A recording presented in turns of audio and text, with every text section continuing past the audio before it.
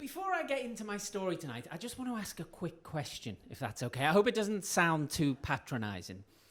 But do you know who the Bard is? The Bard, yeah. Shakespeare, yeah, William Shakespeare, thank you. Now, the reason I ask is I was practicing this story last night. You won't be able to tell, don't worry, but I was practicing this story last night with my friend Big Dave. And there's a point where I mention the Bard. And I saw his eyes glaze over a little bit, so I stopped and I said, Dave, you do know who the Bard is, don't you? And he said, yeah, of course I do, Dan, of course I do. I said, go on then. And he thought for a second, and then he said, with the skateboard. I said, are you talking about Bart Simpson? He said, yeah. Anyway, the reason that the Bard, Shakespeare, is important to this story is the whole story kind of revolves around a very famous Shakespeare quote. It's from the play Hamlet, and the quote is, there's something rotten in the state of Denmark. I'm sure most of you have heard that quote. There's something rotten in the state of Denmark. So let's get into the story. And I know tonight's theme is clean, apparently, but we're going to have to start in a very, very dirty place. Not Sally's kind of dirty, thank God. No more poo. No, it's my 13-year-old daughter's bedroom. Because it's filthy. You go in there are clothes all over the floor, shopping bags, tomato sauce running down the walls. I went in there last week, there were 2 chicken nuggets on the pillow. The cat licking salt off the top of them. We don't even have a cat. That's how bad it is in there.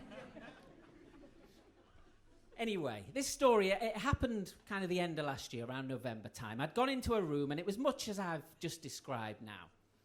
And I went in there, it was filthy, but my eyes were drawn to this bedazzled T-shirt on the floor. And it was sitting on top of a Primark bag. You know Primark. It was sitting on top of a Primark bag, and it still had the labels on it. But it was dirty, like covered in dirt. And I said, Eloise, you haven't even worn that T-shirt yet, and it's already filthy. She said, no, Dad, I bought that when I got it home and I took it out of the cellophane bag. That's how it was. I said, really? She said, yeah. I said, right, we're going to have to take that back to the shop. She said, no, don't worry, it was only £3. I said, no, you buy new clothes from a store, the least you can expect is for them to be clean. We're going to go and complain. She said, oh, don't be such a Karen. I don't even know what that means. But I said, no, come on, we're going to go. I'll get you a Happy Meal. And she was good with that. So we went. And as we're in the car driving into town, I'm thinking about what I'm going to say when I get to the store to complain. And suddenly this line pops into my head, something so clever that I'm going to say when I get there. A genius, if I say so myself. And it's very rare for me to come up with something clever to say before the event. So I was really, really pleased. Anyway, we get there, we park the car, we go into the shop, and there's quite a big queue for returns. But I don't mind that because it gives me a chance to rehearse my big line as we get closer and closer to the front.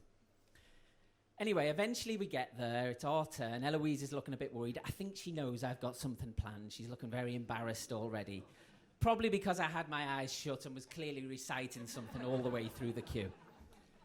But anyway, we walk up to the counter. I slam down this bedazzled T-shirt. And this is it. This is my big moment. I say, Madam, there's something rotten in the state of Primark.